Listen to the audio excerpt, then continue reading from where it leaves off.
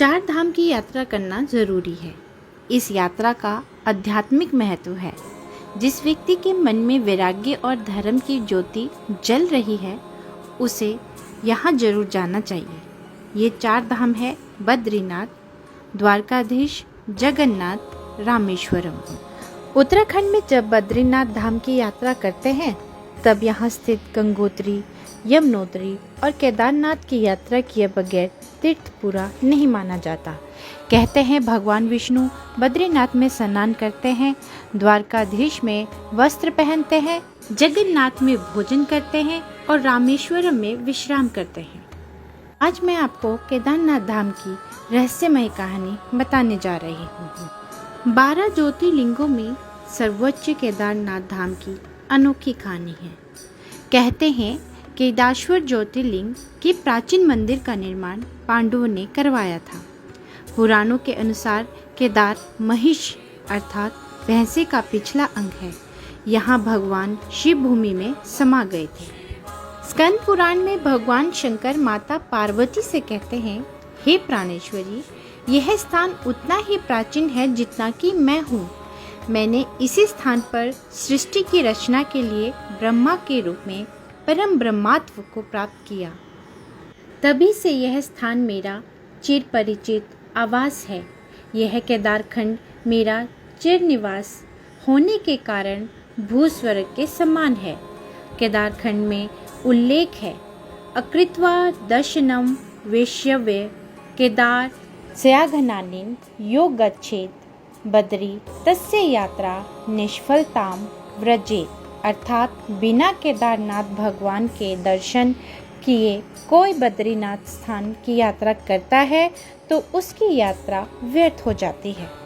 पुराण कथा के अनुसार हिमालय के केदार श्रृंग पर भगवान विष्णु के अवतार महातपस्वी थे। नर और नारायण ऋषि तपस्या करते थे। उनकी आराधना से प्रसन्न होकर भगवान शंकर प्रकट हुए और उनके प्रार्थना अनुसार ज्योतिर्लिंग के रूप में सदावास करने का वर प्रदान किया। यह स्थल केदारनाथ पर्वतराज हिमालय के केदार नामक श्रृंग पर अवस्थित है। महाभारत के युद्ध में विजय होने पर पांडव भाइयों की हत्या से पाप मुक्ति पाना चाहते थे। इसके लिए वे भगवान शंकर का आशीर्वाद पाना चाहते थे, लेकिन वे उन लोगों से रुष्ट थे। इसलिए भगवान शंकर अंतर्ध्यान होकर केदार में जा बसे थे। पांडव उनका पीछा करते करते केदार पहुंच गए। भगवान शंकर ने तब तक भैंसे का रूप धारण कर लिया और वे अन्य पशुओं में जा मिले। अतः भीम ने अपना विशाल रूप धारण कर 2 पहाड़ों पर पैर फैला दिया। अन्य सब पशु वहां से निकल गए, परंतु भैंस रूप शंकर जी पैर के नीचे से जाने को तैयार नहीं हुए। भीम बलपूर्वक इस भैंस पर झपटे, लेकिन भैंस भूमि में अंतर्ध्यान होने लगी। तब भीम ने भैंस की त्रिकोणात्मक पीठ का भाग पकड़ लिया। भगवान शंकर पांडवों की भक्ति दृढ़ संकल्प को देखकर प्रसन्न हो गए। उन्होंने तत्काल दर्शन देकर पांडवों को पाप मुक्त कर दिया। उसी समय भगवान शंकर भैंस की पीठ की आकृति पिंड के रूप में श्री केदारनाथ में पूजे जाते हैं। स्कंद पुराण में ही महिष रूपधारी भगवान शिव की केदार धाम से जुड़ी एक अन्य कथा भी आती है। इस कथा में भी केदार क्षेत्र का वर्णन है। एक बार असुरों ने जब देवलोक पर आक्रमण कर उसे जीत लिया तो इंद्र आदि देवता जान बचाकर भागे।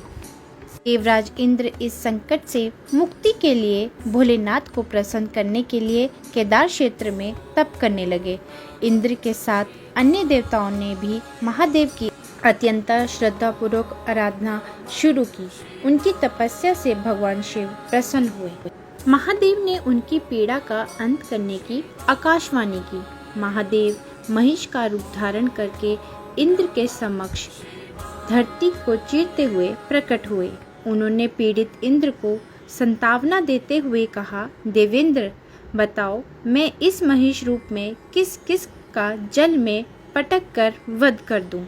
भगवान शिव ने ऐसा पूछने पर इंद्र ने 5 भयंकर असुर सेनापतियों के नाम बताए। इंद्र को वचन देकर महादेव उन 5 बलशाली दैत्यों को खोजने उनके स्थान पर गए। क्रोधित महिष रूपी धारी महादेव को देखकर दैत्यों में भय हुआ। उन्होंने भोलेनाथ पर प्रहार कर दिया। महादेव ने उन्हें अपने सींगों से मार मार कर अचेत कर दिया और फिर जल में डुबोकर यमलोक पहुंचाया। शत्रुओं का नाश होने से इंद्र समेत सभी देवताओं ने प्रसन्न होकर महादेव की अनेक प्रकार से स्तुति आरंभ की। भोलेनाथ उन पर दयालु हो गए और उन्होंने इंद्र से वर मांगने को कहा। इंद्र ने कहा, प्रभु, आपने हमारे परम शत्रुओं का संहार कर हमारी चिंता समाप्त कर दी। सेनापतियों से वंचित असुर सेना का मनोबल टूट गया है। वह आपके भय से देवलोक से जान बचाकर भाग गए। हमारे सारे मनोरथ आपने पूर्ण किए। आपने वर देने की इच्छा कही, यह परम सौभाग्य की बात है। मैंने आपकी कृपा इसी पावन भूमि पर प्राप्त की, इसलिए आप धर्म तथा तीनों लोकों की रक्षा के लिए यहाँ सर्वदा निवास करें। भगवान शिव ने इंद्र को तथास्तु कहा। महादेव ने महिष रूप में प्रकट होकर इंद्र से कहा, के दरिया में अर्थात किसको जल विदर्ण कर समाप्त कर डालूं। इसलिए इंद्र ने कहा, प्रभु, आपके महिष रूप द्वारा के दरिया में वाक्य के प्रयोग करके मुझे अनुग्रहित किया गया था, इसलिए क्षेत्र का नाम केदार प्रसिद्ध होगा।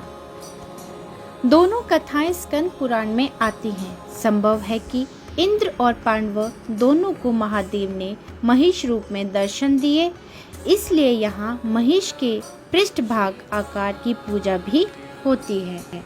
दीपावली महापर्व के दूसरे दिन शीत ऋतु में मंदिर के द्वार बंद किए जाते हैं।